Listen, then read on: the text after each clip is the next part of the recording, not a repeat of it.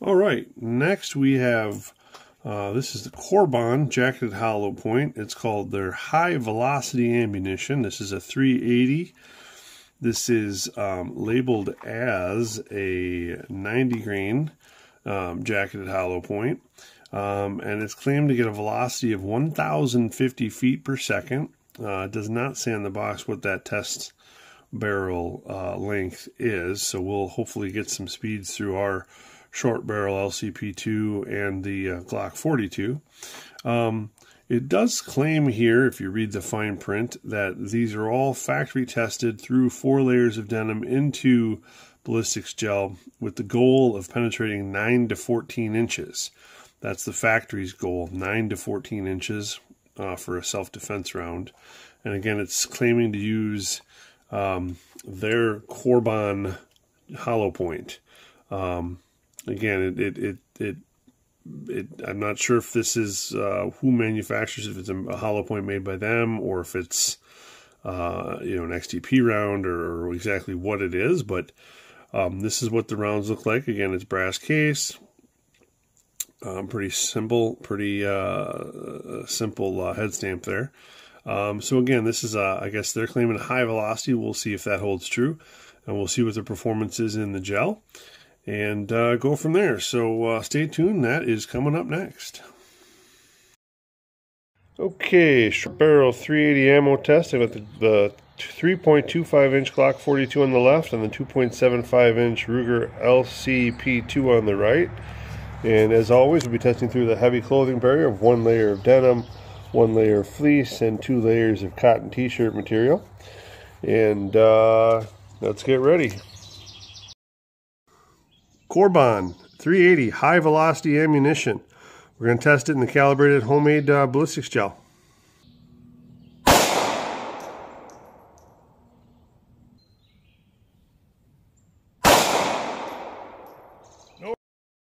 Okay, the Cor-Bon went in right here, and hopefully you can see it's that top track right there. Did pretty good damage in there. Went into the second block and it stopped right there. And the penetration on that is going to be right at, leading edge is right at 12.5 inches with the LCP2. So we'll dig that out and then we'll take a shot with the Glock. 1003. 1003. Okay, well, I'm starting to get a lot of traction here now, being that this is already my 3rd test, and some of these have been exiting the block. So, unfortunately, I don't know exactly which track down in here. I can't get you a clear picture of the track from this, from the Cor-Bon from the Glock 42, but it is sticking right down in here between the 2 blocks. So unfortunately, as far as penetration goes, this one only got to just over 10 inches because again, it's, if I split these blocks apart, it's just sticking into the second block here. I can pick that out with my fingers. So I mean, really good expansion, but I'm probably going to say it's only about 10 and maybe 10.5 inches at most. All right, that's the result of the Cor-Bons through the homemade ballistics gel. We got the Ruger LCP2 on the left, the Glock 42 on the right, and yeah, we'll measure them at home.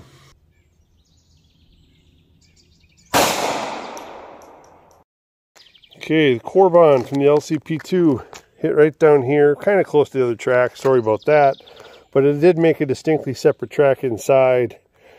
And as you can see, it's pretty much a streamlined, pretty much nothing, and went all the way out the back. This gel block is about 18 inches long, so it came back and hit the fabric barrier. And there it is. So no expansion out of the LCP2 in the clear ballistics.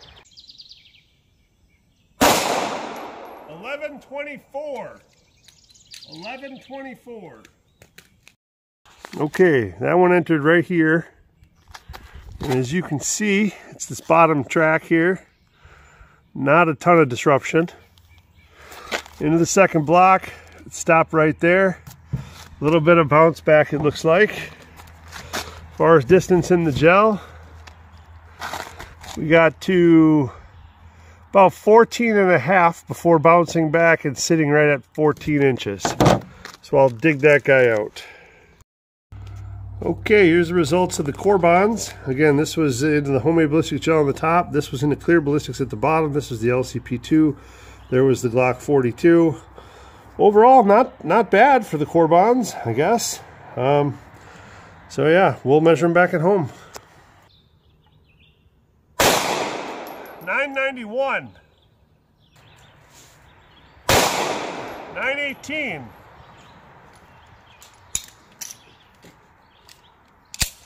42. 990.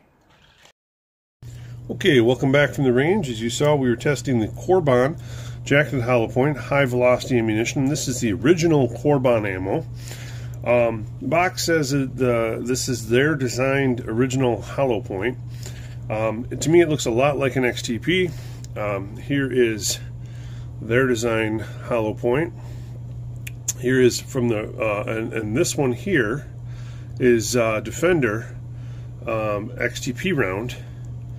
And we'll put them side by side there, and you can probably tell that they are awfully similar, both in size, shape, hollow point cavity, etc. But again, Cor-Bon says this is their own, so but they look very similar to XTPs. Now, as far as performance goes, I'm going to give Cor-Bon a lot of credit on this one because they performed almost exactly how the box claimed they would, which is very rare, both in velocity and in performance, for an ammo to perform just like the box said in actual real-world testing. I don't know what the test barrel was used by the company. It doesn't state, so my velocities were a little bit slower than claimed, but really in the ballpark. And as far as performance goes, again, with the test barrel that they probably use is probably longer than the Glock 42 that I use. So the shorter LCP2 that didn't perform as well in clear ballistics, again, it's not what the company is probably testing on their end. But overall, pretty good. These two rounds here on your left are going to be the LCP2 rounds. This is from the homemade 10% calibrated ballistics gel. And this is through clear ballistics, which again, clear ballistics has shown itself to be a much softer material, resulting in deeper penetration for the most part, as well as less expansion for most of the rounds that I've tested so far. Again, most of those being 380 rounds so far since I've gotten clear ballistics. Over here is Glock 42. This one again at the top here is from the homemade ballistics gel. The one below that is into clear ballistics. As far as penetration goes, LCP2 round into homemade gel made to 12.5 inches, but did not expand as big as the Glock 42 round did. In clear ballistics, it completely passed through the 18 inches of clear ballistics that I had and was recovered, I believe, either in the fabric barrier or on the table behind it. From the Glock 42, the first round did not meet the FBI standard, but did meet the box claim standard of the box again claims 9 to 14 inches. This round made it to 10.5 inches in the homemade gel, and the clear ballistics made it to 14.5 inches in clear ballistics. So again, overall, I'm quite solid results. The speeds from the LCP2, I had a 2-shot average of 955 feet per second, and there was a 73 foot per second spread between the two shots, and that equates out to 182 foot-pounds of energy. From the Glock 42, I had a 3-shot average of 1,039 feet per second. Again, the box claims 1050, so we're right near that 1,050 feet per second with a 1039 average.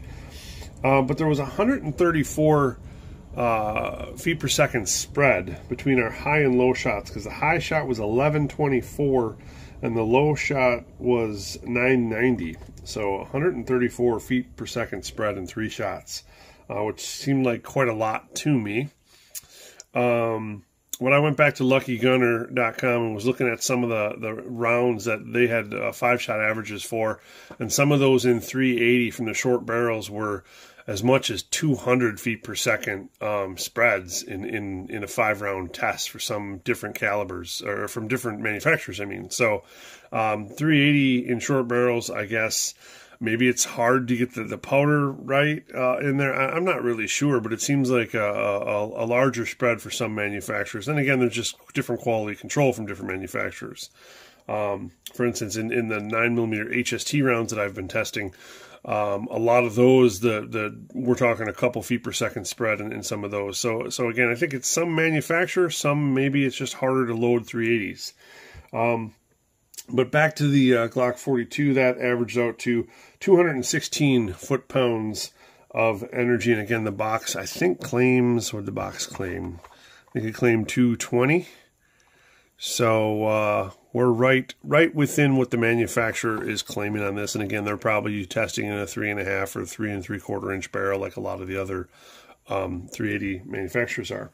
So yeah, again, I was pleased with the round. Again, it's not, you know, again, we want to see deeper penetration, we want to see more expansion, etc., etc., etc. But for a 380, it did pretty well. Again, we normally don't have much weight loss with these 380s.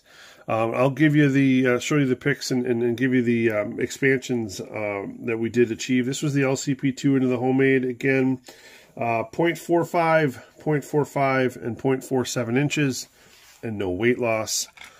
Into the clear ballistics, I did not measure because, as you can see, it did not expand beyond the core. No real expansion at all. No weight loss on that one. The Glock 42 into the homemade gel. Again, no weight loss. Expansion numbers on this one were 0.45, 0.51, and 0.51 inches. Again, it's a little weird, but if you can see that, it's kind of got a narrow spot. It was almost elongated there with these couple of tabs here at the top. So yeah, this narrow spot in between is where that lower number is coming from. And then into the clear ballistics, this one, again, no weight loss, and this one expanded to 0.44, 0.45, and 0.45 inches. So overall, Cor-Bon, one of the better performers. Again, we did have expansion, and again, from a Glock 42, I would imagine Glock 42 and larger, you're going to get good expansion. In clear ballistics, you're probably even with a 3.5 inch barrel or similar, like the Ruger Security 380 or Burst of Thunder with an even longer barrel, you're probably going to still get close to that 12 inches and just have more expansion. In the shorter barrel LCP2 size, you know, there's it depends on what you think of clear ballistics. I think clear ballistics is an interesting medium, and it's good for consistent testing. How realistic it is in the real world, you know, I don't know. But this round did pretty solid overall. I mean, is it a buy? I don't know. I think I paid like 75 cents a round for it. I think it was $14.98, and then with I think I got free shipping from that company, so I think it works out to about 75 cents a round. So it's not the cheapest round I tested. By no means is it the most expensive. It's one of the older rounds, but it's still available and on the market, and it performed, I would say, solidly. And there you go. I hope you enjoyed the video and the review, and stay tuned. There's a lot more coming. Just one more catch on upcoming videos is that, again, we are still in the summer months. I do have some vacation and some other items coming up, so I am going to be, you know, putting up videos as I can, but again, it won't be necessarily multiple videos a week for the next couple of weeks. But come fall and winter time, I'll be back, hopefully putting more up. So stay tuned, and yeah, have a good one.